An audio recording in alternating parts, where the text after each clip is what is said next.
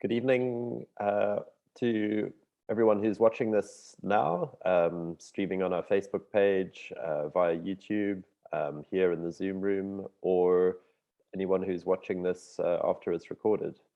Welcome to an entire seminar at HUMA, the Institute for Humanities in Africa at the University of Cape Town. And tonight's guest is Gerry Kearns. And Gerry Kearns is a professor of geography at Maynooth University in Ireland, and he's a member of the Royal Irish Academy. I saw Gerry recently in Cape Town when he was here for a short time, and he's now in Germany where he's joining us. So Gerry's research is at the intersection of health, historical, and political geographies. And this evening he's talking about Roger Casement, the revolutionary figure, an anti-colonial figure. And Gerry's focus on Roger Casement is based on his interest in geopolitics and in the intellectual work of subaltern thinkers. Gerry's also completing a book at the moment, Making Space for AIDS, which examines the place of spatial metaphors in the social construction of epidemic disease and documents the ways in which creative labor queers those metaphors and creating space for imaginings that are less racist, patriarchal, homophobic, or neoliberal. So Roger Casement is a romantic and tragic figure from Ireland. I've also been interested in him for a number of years and was really fascinated to hear much more from Gerry about Roger Casement when I saw him a month or so ago here in Cape Town. So we're really honored to have Gerry here to share his research and to talk about this anti-colonial figure. So Gerry, thanks very much for joining us. I'm going to invite you to say hi and share your screen.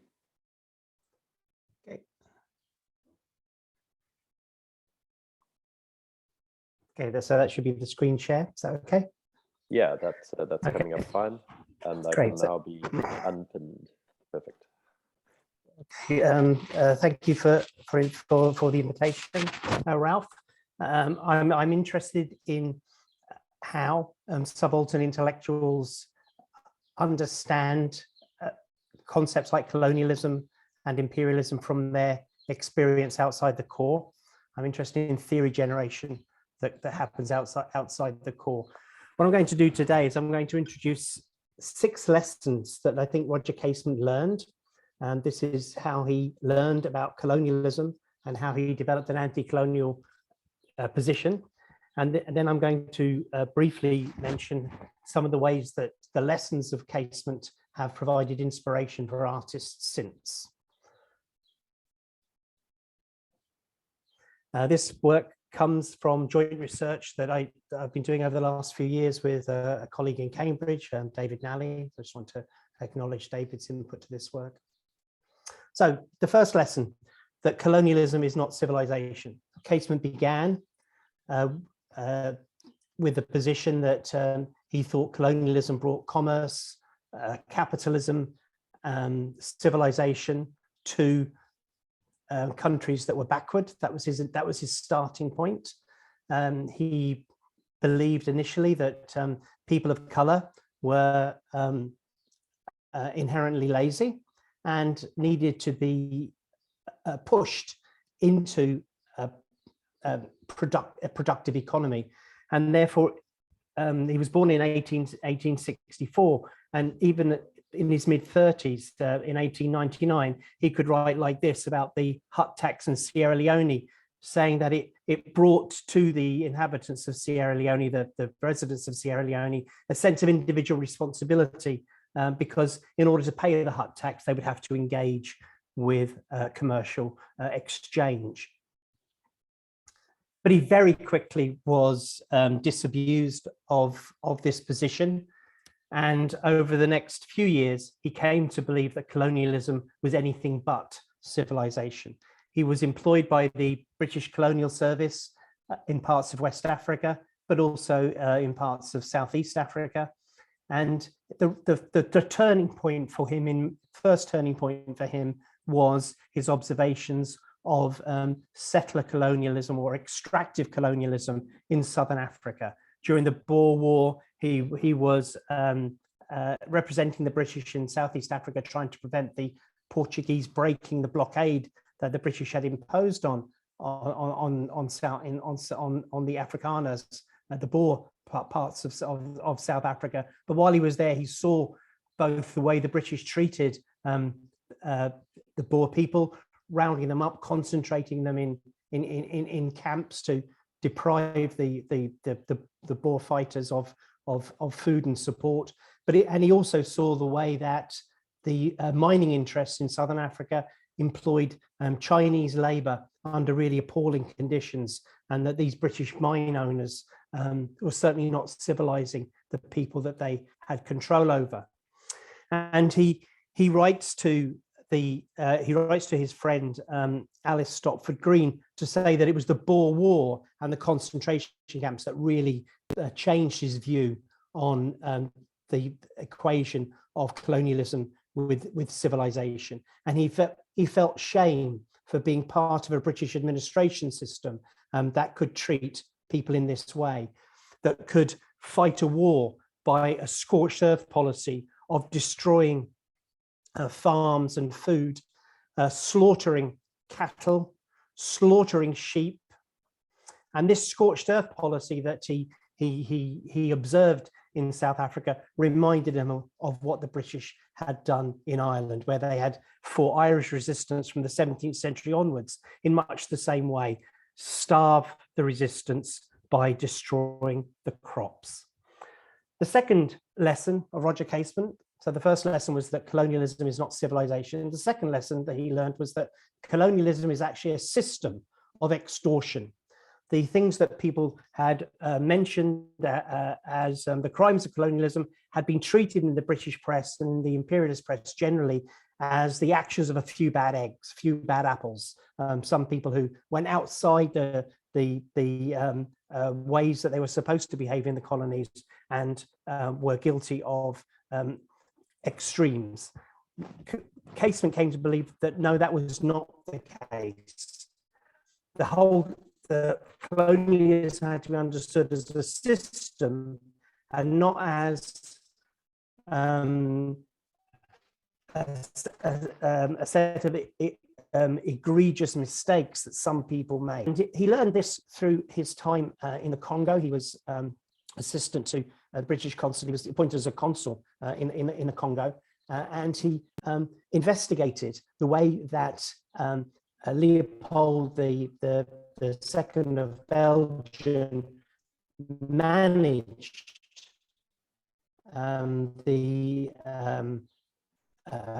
Crown estates in the concluded from this was that in the same way that the hut tax in Sierra Leone pushed people into engaging with the commercial system, so Leopold imposed taxes for the administration of the Congo, which were collected in rubber and therefore pushed people into bringing in rubber.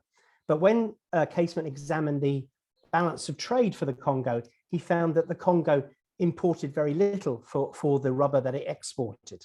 And what it did import in the main were guns. So it was importing guns in order to collect the rubber that was exported. In other words, the exchange for the people producing the rubber was not evident in the commercial nature of it. So in other words, the colonial system was systematic violence to extort the labor of these people so that they would produce rubber under conditions of extreme coercion. And this was from his report to the British Parliament about what he found in the Congo. The ramifications of the system of taxation outlined in the foregoing sketch of it show it to be of a widespread character. And since a more or less constant pressure has to be exercised to keep the taxpayers up to the mark and over a very wide field, a certain amount of dependence upon the uncontrolled actions of native soldiers, who are the only regular police in the country, must be permitted those responsible for the collection of the tax. In other words, the tax was being raised to fund the collection of the rubber. So I'm about to show an image of some of the atrocities that were committed. This is an image that was circulated by missionaries as part of the coercion of the local people. Whole villages were attacked, and women and children were held hostages in camps until rubber was delivered. And people who did not deliver enough rubber were mutilated. They had hands cut off, feet cut off, or they were killed. Or their children were mutilated as a punishment for not collecting enough rubber.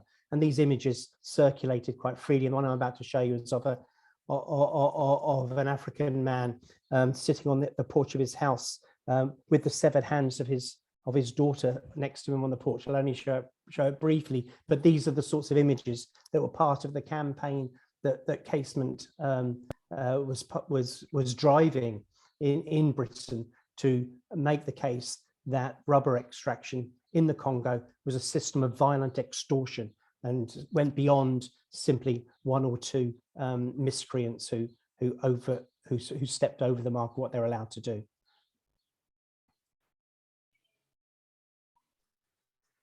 So the third lesson that Casement learned, and that develops his theory of colonialism and his anti-colonial political position, was that Ireland had a history and a culture that could ground a different way of living. In other words, he said that in looking at the history of Ireland, there was the basis for a sort of society that was not the same as commercial capitalism in Britain, a society that was based on different value systems, and that these value systems were offered a resistance to the commercial cash nexus of Britain. In other words, these value systems offered the basis for a resistance to colonialism and had functioned as a resistance to colonialism. And the sorts of nationalist learning that Casement developed, this anti-colonial nationalism, was based on a very deep engagement with forms of cultural nationalism at the time that emphasized the importance of learning to speak Irish, the importance of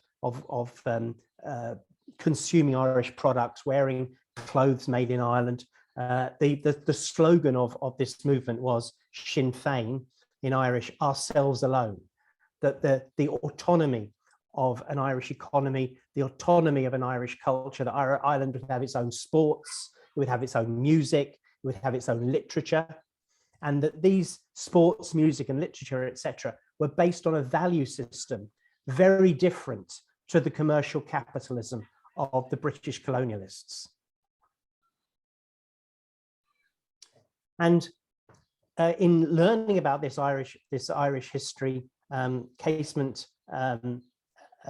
became a close friend of this historian on the right here, Alice Stopford Green, and also he was involved with the cultural activities of this man on the left here, Francis Bigger, who organised celebrations of Irish culture where people would dress up in what they imagined to be traditional Irish dress, and would try to stage the kind of Irishness that they hoped they could bring back if they were able to get independence. And this connection with Ireland deepened his critique of the colonialism that he was asked to administer as a consul. And he writes this in a letter to Alice Stopford Green. I think it's quite an extraordinary statement. I knew the Foreign Office, the British Foreign Office, for whom he was writing his reports. I knew the Foreign Office would not understand the thing. In other words, the colonialism as a system of exploitation. I knew the Foreign Office would not understand the thing, for I realized that I was looking at this tragedy with the eyes of another race of people once hunted themselves, whose hearts were based on affection as the root of principle of contact with their fellow men, and whose estimate of life was not of something eternally to be appraised at its market price. This is the alternative value system that he found in Irish culture, the eyes of another race, that other race being Irish. Race was regularly used at this time in a way that people might now use nationalism or even ethnicity. It was used quite loosely to speak of a group of people who shared a common fate and a common treatment. The fourth lesson that Casement learned, and that became part of his anti-colonial position, was that people of color were not savages. And I mean, that might be a very obvious thing to say, but at the time, the fact that they were savages was asserted repeatedly in the British press. And in fact, the equation of colored people with animals was part of the way that colonialism was talked about, that this was the way that you managed animals. And the rubber planters and the mine owners and people who were coercing labor would speak of the labor that they coerced as possessions in exactly the same way as they might speak of cattle. And so for Casement to reach to make an insistence upon the equal humanity of colored people with himself was not unique at the time, but it was unusual at the time. And for Casement, this really came through two sets of learnings, two different ways of learnings. The first way of learning was through cruising. Casement had sex with other men, and in Britain and Ireland, many of those other men were working class. He had a particular lust after a certain sort of working class male. Overseas, he would seek out people of color, both in the Mediterranean. There were many places in the Mediterranean where British men went for sex tourism. But Casement also writes about cruising and picking up men and giving them gifts and so on in Barbados, in South America. And the form of his cruising and his exchanges with these people, he's treating them as people for people with whom to have sex, but also people with whom to have affectionate relations. These affectionate relations are linked to his wish for sex, but these affectionate relations involve him learning parts of the local language and involve him in discussions and negotiations with people to have sex. So what you get are these, and he took photographs of the young men that he fancied, and he would make them gifts, and he would describe in his diaries his interactions with these young men. And what's interesting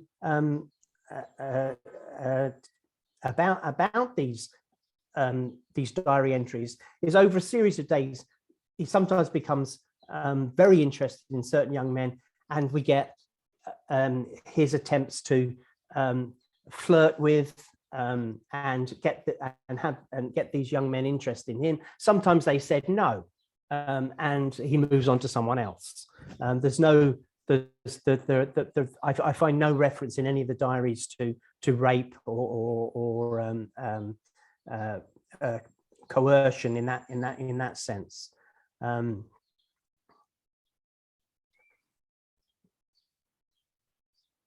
we see, his interactions with these people are based on a certain on a clear recognition of mutual humanity. He attributes to them emotions, and he tries to understand their emotions. He talks about this young man blushing and so on. And what we have is encounters that are what we now call cruising, wandering around areas where people, men meet for the purposes of more or less anonymous sex, although many of these men are named. And what I want us to say is that cruising is one of the ways that Casement breaks down racial barriers, color barriers. And at the time, when these diaries were being mulled over by the British late in Casement's life, or just before he was going to be executed, they found it particularly disgusting that he would have sex with people of color. The second way that Casement develops this theory, develops his understandings of the equal humanity of people of color, was as a campaigning device. He thought that in campaigning to end what he described as slavery in the Congo and in Putumayo, between Peru and Colombia in South America, one way of doing that was to develop empathy among the British public for the people who are subject to these coercive practices. And with that in mind, he brought back from South America to London this young man and this boy, and he imagined that by introducing the British public to these fully human people who bore on their backs and their buttocks the scars of the treatment that they had received, that he would deepen the empathy that would lead to people calling for the end of slavery. So he thought that this empathy could actually extend to other people a sense of the full humanity of people of color, in much the same way as the anti-slavery movement, the abolitionist movement, had done earlier in the 19th century. So this is where he went, this borderland between Colombia and Peru, having produced a report on the coercive labor in the Congo around rubber, when allegations came out about atrocities in this district between Colombia and Peru. The British government sent him there because, again, as in the Congo, there were a number of British subjects who had been caught up in this, who were employed by the rubber companies, either as labor or as coercive guards. So again, I'm going to show you an image that he collected as part of his report. He collected images and descriptions of how the native people of the area were tortured in order to get them to continue to collect rubber. And you'll see a device that people were stretched out on, and then their backs were beaten on. And Casement himself describes being placed into one of these devices, and so he has that. His reports contain those sorts of descriptions. So here is so you saw the scars on the young boy's back, and the body laying on the floor.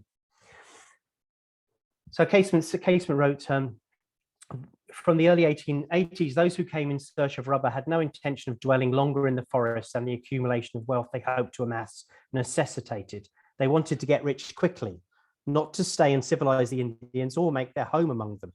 The rubber trees of themselves were of no value. It was the Indians who could be made or induced to tap them and to bring in the rubber on the white man's terms that all the invading conquistadores were in search of.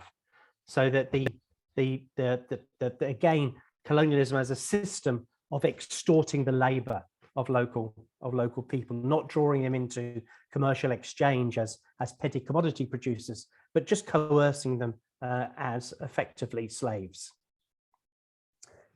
Fifth lesson that Casement learned through his experiences in Africa and South America and his reflections on Irish history was that colonialism was a system, and it was a system that was maintained by force. And therefore, it was a system that could only be brought down by force. There was no way of using the laws that the colonial master passed to hold colonialism to a standard of civilization. That was a fundamental contradiction. The master's tools would not dismantle the master's house. And therefore he joined. He extended his interest in Irish nationalism from the cultural nationalism that was based on celebrating the alternative value system that the Irish had, to the organization of an armed insurrection. And he joined the Irish Republican Brotherhood, which was a secret society that raised money and bought weapons for a rising in Ireland. And that rising was planned for and took place during the First World War, 1914 to 1918. And so at that time, what Casement tries to do is he tries to persuade Germany, tries to persuade the German state that they should assist the Irish in their rebellion against the British, that they should send guns to the Irish and help the Irish with their rebellion. And he also tries to tell people in the United States and beyond that the British are just trying to control the whole world for the purposes of their system of colonial extraction. So he's trying to say that actually to make the world a place of freer trade, it is necessary for the British to lose the First World War.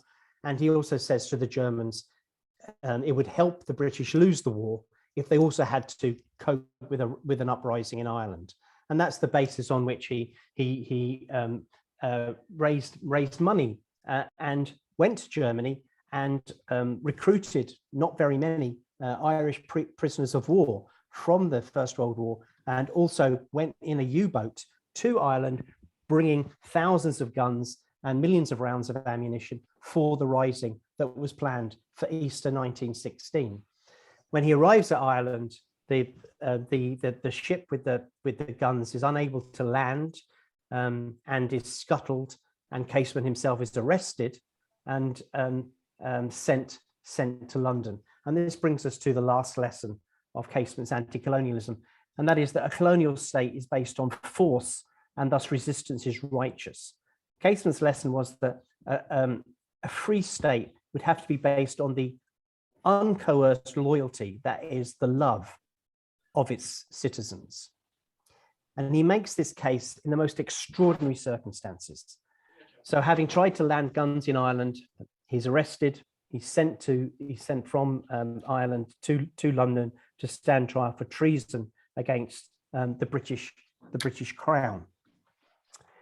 And this trial, at this trial, the British government find the diaries in which he has recorded his sexual life, and they make it known to other Irish nationalists that if they try to mount a campaign to get clemency for Casement, that the contents of these diaries will be released. And in fact, stories about the diaries, stories about Casement's sexuality do appear in the British press, but extracts from the diaries are photographed and sent to Catholic bishops, sent to political leaders. And Casement is persuaded that it would be bad for the Irish nationalist cause to be associated with his personal sexual depravity, and therefore he should not speak in his own defense at his trial, because if he speaks, then there will be the possibility for the prosecution to question him on these diaries and make a show of Casement's sexuality. So Casement agrees not to speak, his defense fails, and he is condemned to death.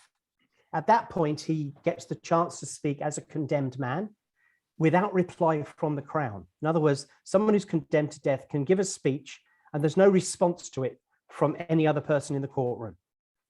And so now he can speak freely. And he gives this speech about the need for society and politics to be based on love. He says he can't be accused of treason because the British state had no right to ask for his loyalty, because the British state in Ireland was a fundamentally coercive enterprise. And since the British state coerced Irish people into being part of the empire, it couldn't ask them for loyalty. Their resistance was just the righteous resistance of people who were being treated badly. He says, this is the condemnation of English rule, of English-made law, of English government in Ireland, that it dare not rest on the will of the Irish people, but exists in defiance of their will, that it is a rule derived not from right, but from conquest. And he says that to be a rebel in these circumstances is a braver, a saner, and a truer thing than to be a loyal citizen.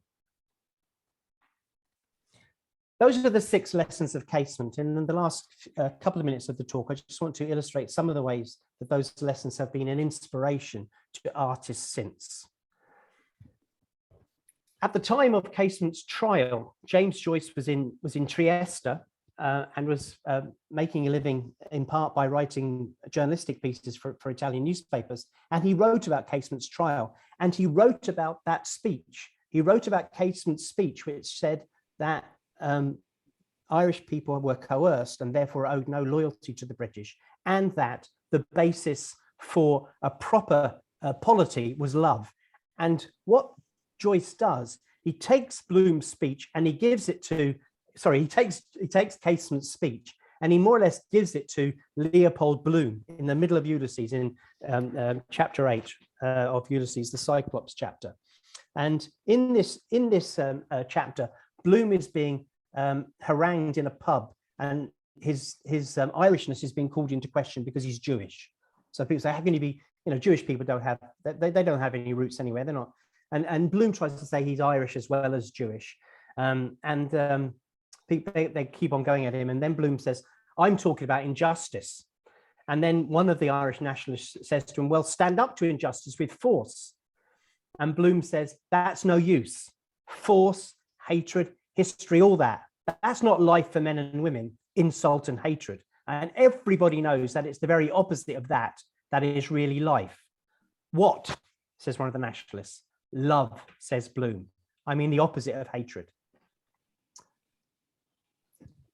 In the trial, there was an English society painter, very famous painter for painting lots of portraits of the rich, the people who could afford to employ him, and he had painted a portrait of one of the judges in red on the left here, and that judge asked him to be the court artist. There was often a sketch artist in court, but for Casement's trial, the British were in a sense so sure of how they were showing true British justice to the world that they asked this guy John Lavery to do the court sketches and eventually to produce a painting. This painting positions Casement right in the center of the painting with a V shape of light focusing on him, almost like he's being illuminated in this. He's behind bars, and he stares out at the viewer. And the title of the painting was High Treason. And really, it's the position of Casement surrounded by this British justice on high. And really, the painting poses the question: what kind of justice can this man expect in this sort of space? And in fact, John Lavery becomes very sympathetic to the Irish cause. His wife ends up being painted by Lavery as the image of Erin, the embodiment of Ireland, for the Irish currency. I mean, so he becomes very sympathetic. That same question of what justice can Roger Casement have expected from this British cause is also at the basis of W.B. Yeats' famous poem, The Ghost of Roger Casement. And the point about this poem is that the ghost of Roger Casement is knocking at the door. He's knocking at the door of Ireland to ask, will Ireland fully accept this person who was queer and a nationalist? But he's also knocking at the door of England and saying, can Casement's case, can Casement's story get a proper hearing and a just recognition of the righteousness of his rebellion?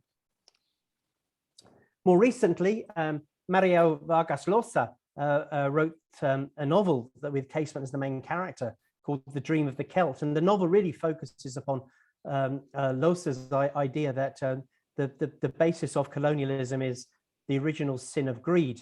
And he tries to make Casement into a figure who reflects all through his life on the original sin of greed and wrestling with this as a theological problem. And Llosa in the novel has Casement express disgust with his own sexuality and inserts into the novel extracts supposedly from the diaries, which he's made up. And these extracts are Casement saying, I'm disgusted with myself. There's nothing like that in the diaries whatsoever. And so Llosa, this kind of South American machismo persona, has Casement ashamed of himself, but at the same time having the theological acuity to recognize that the fundamental evil of colonialism is just the original sin of greed. It's not a structure that Casement insisted on. So I think this novel actually does real damage to Casement's anti-colonial position and to his queer sexuality. More sympathetically to Casement, Fergus O'Crohur produced a dance project on the centenary of the Irish Rebellion, the centenary of 1916. And in this dance project, the conceit of the dance project was, if Casement came into Ireland now in 2016, would he be given a welcome better than the welcome he received in 1916? Could the Irish people embrace him as a queer? Could the Irish people embrace him as somebody, as an outsider? Could the Irish people embrace the stranger? And so this dance project was, can the Irish people now welcome the stranger? And of course, the implicit critique was that the Irish people are continuing to find ways not to embrace the stranger, continuing to find ways not to recognize asylum seekers and refugees as full human beings deserving of hospitality. And finally, this novel came out a couple of years ago. Martin Duberman, Luminous Traitor, The Just and Daring Life of Roger Casement. And Duberman really celebrates all the things that Logsa refuses to acknowledge. So Duberman celebrates Casement as somebody who has a shameless sexuality, a sexuality that's not based on coupledom, a sexuality that's not based on routine, a sexuality that is based on sexual activity. And Duberman make cruising and Casement's cruising intrinsic to the sorts of human rights claims that lead Casement to embrace an anti-colonial cause. So for Duberman, the leitmotif of Casement's rebellion is a sexual rebellion. So all I want to say is that Casement is an incredibly interesting and powerful figure, and all these artists have found ways to think with Casement about issues of sexuality, colonialism, human rights, and freedom. And I hope that I've done enough to at least interest you enough to go and read Casement's final speech from the dock, at least, to get a flavour of a man who could, on the eve of his execution, could say to the people about to execute him, the trouble with you is that you can't trust to base a society on love. Okay, I'll stop sharing now. Thank you very much, Gerry. Thanks for sharing that with us. Yeah, in fact, in terms of Roger Casement and the arts, the way that I really became fully aware of Roger Casement was also through an art installation that was staged in 2016 as I think part of the centenary celebrations. And it's an artwork by Simon Fujiwara called The Humanizer that was staged at the Irish Museum of Modern Art. And we've mentioned it, in which Simon Fujiwara imagines a Hollywood biopic about Roger Casement, which he represents through physical installations, a series of 4 interconnected rooms that show moments from Roger Casement's life. It's a very interesting artwork. I'll post a link in the chat. I think because it's got a bit of satire in it about how it's imagining Roger Casement as a sort of a Hollywood biopic subject. So thank you. So this is the stage in which the audience is welcome to ask questions or engage with the speaker. And if you want to use your emoji hands or turn on your video camera, you can let me know if you have something that you'd like to contribute.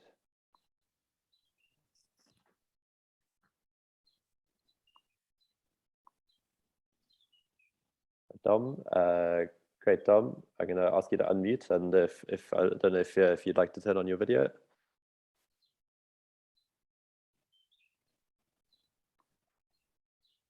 You're still muted, Dom. You need to turn. Okay. There you go. You're here. Welcome, Dom. Okay. No, thank you. No, thank you so much for this presentation. You know, I was trying to I was trying to remember like why I was familiar with Roger Casement, and I remember that there's an article that I've been reading again and again those last 10 years from Michael Taussig that is entitled Culture of Terror in Space of Death. And it's about Roger Casement's Putumayo report. And it's a great paper that kind of also discuss Conrad disagreement with Roger Casement about Congo and the atrocities and the report on the atrocities. And Michael Taussig does a great job at kind of defending Casement against Conrad and just attacks. And he's saying, making a point that is quite interesting about the fact that the narrative about exceptional terror and exceptional tortures endured by Native American and also Congolese is, in a way, and maybe like I don't know, contrary to or despite the intention of Casement, is also kind of creating a distorted vision of the barbarity and savagery of Native American and Congolese. And what he says is missing, like Taussig, is the kind of the voices of, for example, like Native American that would sensationalize, sorry, I can't pronounce that word in English, but would remove the sensationalism of the barbarity. And I wonder, I don't know, if you had any thought on that, on you know, what sometimes you create despite your intention when you describe like those atrocities, when you represent these atrocities. I don't know if that makes sense. I was trying to like reflect on what you said, what you told us about Casement, and also like what Taussig is like analyzing, and you know, yeah, that's it. Yeah. Conrad's an interesting figure. I mean, he knew Casement, and in fact, Conrad's first time in the Congo, it was Casement that introduced him around. They spent 2 weeks together, and they had a lot of correspondence thereafter. Conrad was a Polish person who became a naturalized British person, and that was really important for Conrad. I mean, you know, a little bit like Christopher Hitchens becoming a naturalized an American citizen. He went full in, you know. So now Britain really couldn't do very much that was wrong as far as Conrad was concerned. So in the First World War, Conrad was really supportive of the British Empire against Germany. You know, he saw the Germans as uniquely barbaric, and the British as uniquely civilized. And when Casement was condemned to death, Conrad was approached by Alice Stopford Green to sign the petition for clemency for his friend, and he said he wouldn't because Britain was at war and Casement had no right to undermine the British war effort. So that's Conrad bought into the notion that Britain, or East England, was a civilizing force, and therefore never really accepted Irish nationalism. And so there's a real barrier there between Conrad and I think Conrad is really what Vargas Llosa wanted to write about. And so what Vargas Llosa does is he just takes Casement, he takes Conrad's Heart of Darkness and more or less puts it into Putumayo and says Casement found in Putumayo the heart of darkness, the original sin of greed that's in the soul of every man. So I think that if Taussig is suggesting that that by focusing upon atrocities, Casement leaves the reader with the impression that the people of Putumayo, the native people of Putumayo, or the native people of the Congo are themselves prone to barbarism. I don't think that's true. I don't think that's true in the way he writes his reports at all. Casement does particularly early in his career, find things to criticize about the native people of the Congo. He criticizes cannibalism. He criticizes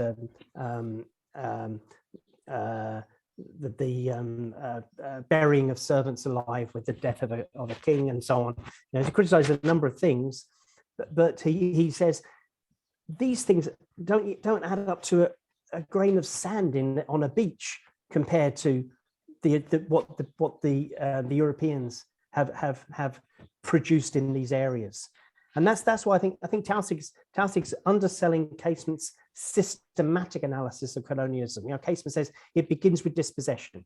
You know, the first thing that Leopold II does is he says all vacant land in the Congo is owned by the crown. And the next thing he says is the only land that's owned by natives is the land near their homes that they cultivate, that they dig up. Anything that's not dug up is not occupied. So that means that virtually all the land of the Congo belongs to Leopold. Then Leopold can say, well, in order to administer this territory, I have to raise a tax, and I'll raise a tax from rubber. So these people who don't own anything anymore now have to work to pay the tax to administer themselves. And that's a system. It's a system of expropriation and then extortion. And Casement's very, very strong that it's that system of expropriation and extortion which produces the violence. He never suggests that this violence is part of the indigenous culture. Never. Thanks, Gerry. And also, I think in picking up one thing that Dom mentioned, which I think is to do with the voices of the inhabitants or the victims of the violence as well. And it's something I noticed in your paper is Casement setting out to gather testimonies from individuals in those locations, and how it was important for him to do that, to have named witnesses and people who'd experienced it, so that he could take those testimonies back to England. He learned local languages, you know. Yeah. And he would travel without a gun, you know. So he never carried a gun. So he learned local languages, and he would go out and collect testimony from people who were coerced into this labor. And his reports are full of those testimonies. I mean, you know, that's what the bulk of the reports is. You know, the testimony of a young boy, 14-year-old Esposito, who his hand had been cut off and he had a bullet wound in his elbow. And Casement takes his testimony, and the testimony is that one of the he names the soldier who'd done this to him. And Casement goes and finds the soldier, brings the boy to the soldier, and then takes the testimony of the soldier. And all of this gets sent back to the Foreign Office. Shortly afterwards, after he's left the area, the boy recounts his testimony and says that his hand was bitten off by a wild boar. And Casement's response to the Foreign Office, and he says, a wild boar who also carried a rifle. You know, how the wild boar can't possibly have done that. And it was just the boy was threatened with being killed if he didn't recount his testimony. But Casement goes out of his way to collect local testimony. He brings interpreters when there are languages which he doesn't speak. So in Putumayo, he brings with him some of the British subjects that had come from Barbados to Putumayo to work as coercive soldiers on the rubber plantations. And he brings one of them speaks some of the local languages, and he brings him with him into the area so that he can get local testimony. There's a lot more local voice in Casement's reports than in most imperial documents. Thanks, Gerry. Is there anybody else who would like to ask something or make any contribution to the discussion? Andrew Tucker, I'm going to ask you to unmute.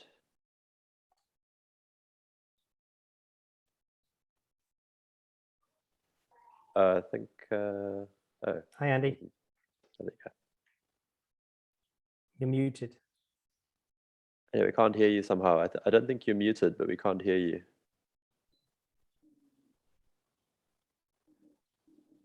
Yeah, you're not muted, but we still can't hear you.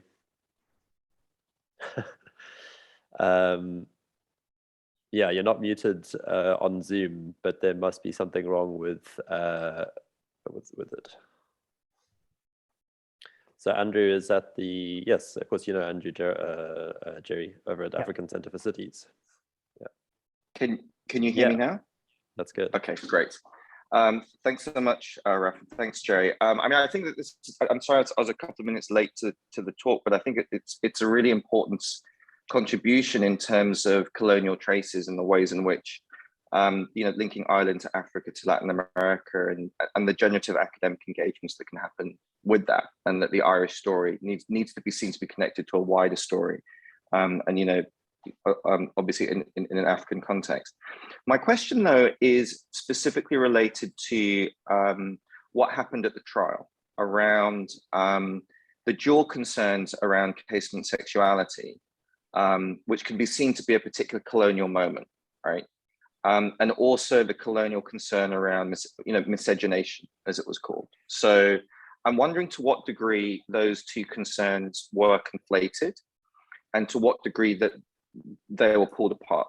Because on a certain level, both of them speak to the idea of the British nation, right? Or the nation generally. So like, you know, in colonialism, the idea that the white race, particularly in something like South Africa, needs to, you know, reproduce, and so same-sex sexuality goes against that. But also the fact that in terms of, say, the white nation, that becomes, you know, potentially problematic in the context of this term, you know, miscegenation. So I'm just wondering how nation perhaps spoke to both these concerns, or perhaps didn't. The trial didn't, Andy, because it never came up in the trial, because Casement was silent. So the Crown would do things like the prosecution would do things like wave black book in the air, you know, wave something in the air and put it down, but they never, you know, and they would leaf through them, put them down, but they never actually read out from the diaries. But they had let it be known that they had them, and that and they gave extracts of them to the press. The press did not. The press focused on just things like unspeakable depravity, but they didn't spell it out. They didn't say it's because it's with people of color.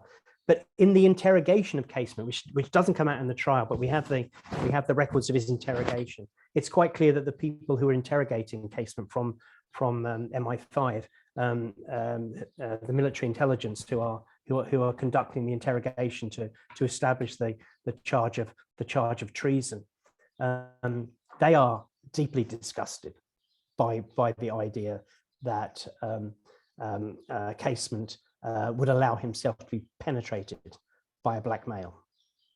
But it's part of their visceral disgust with Casement, but it doesn't actually surface directly in the trial itself. Thanks. Thanks, Gerry, and thanks, Andrew. There's a comment and question from Mataz Soliman in the chat. No, I can read. I see that now. I think that I mean, yes, there is asymmetry. There's asymmetry in virtually every sexual relationship. I mean, you know, the notion that there's not asymmetry between men and women, or between older and younger, or between whatever. You know, there is asymmetry, and there's asymmetry in terms of money. You know, you can say, you know, but asymmetry is not the same as rape, and it's not the same as coercion.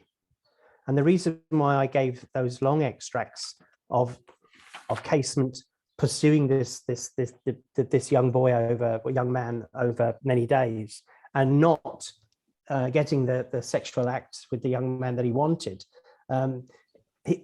Casement acknowledged the right of the other person to say no, and so yes, there is asymmetry, and in that sense, there can always be exploitation. But it's not. I don't think that we're talking about rape. With other white men having sex with people of color, rape is clearly implicated, you know, and Casement saw a lot of it in the areas that he was in. The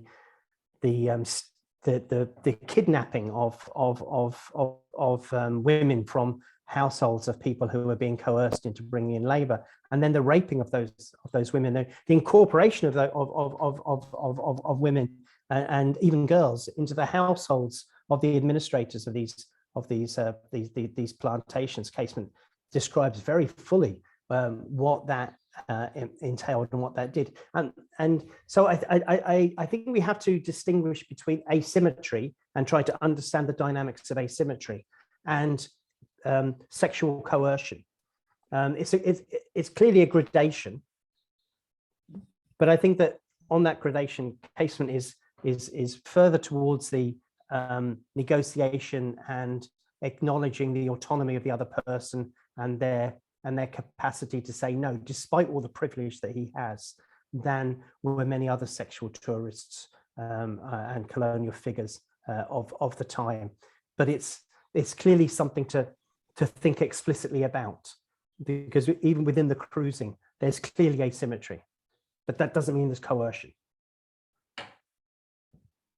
Thank you, Gerry. And Mataz says, thank you for the thoughtful response. And just for people who are listening back later, as you heard in Gerry's response, it was Mataz raising the question around potential racial exploitation given the asymmetry of their encounters. Yeah, I'm reminded of the autobiography of Samuel R. Delany, the science fiction writer, who describes as a Black queer man in New York of the 1950s and 60s, taking part in cruising and orgies on the West Side, and how he describes the politics of the orgy and actually as a space of a lot of caring and equality within this anonymous sexual environment. So I think there are probably some very interesting particularities around what that kind of sex meant. Yeah.